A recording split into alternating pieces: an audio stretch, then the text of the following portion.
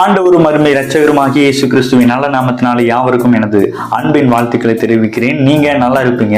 இணைந்து ஒரு வார்த்தையை வாசிக்கலாம். யோவான் எழுதின சுவிசேஷ புத்தகம் 2ஆம் அதிகாரம் அதனுடைய 5ஆம் வசனம் விவனமாய் சொல்லியிருக்கிறது. அவருடைய தாய் வேலைக்காரரை நோக்கி, அவர் உங்களுக்கு என்ன சொல்கிறாரோ அதன்படி செய்யுங்கள் என்றார். ஆம், எனக்கு அருமையான தேவஜனமே, ஆண்டவராகிய இயேசு கிறிஸ்து நமக்கு சொல்வதை செய்யும் பொழுது நிச்சயமாகவே நாம் ஆசீர்வதிக்கப்படுவது அதிக உண்மையாய் இருக்கிறது.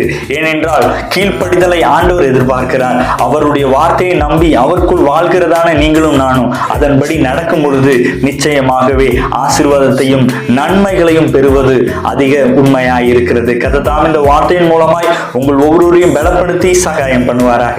அவர் நமக்கு கட்டளையிடும் வார்த்தையை நம்பி அதுக்குள் நடக்கலாம். கர்த்தர் ஆசீர்வாதமான வழிகளுக்கு நேராய் நம்மை வழி நடத்துவாராக. Have a good day. Praise the Lord.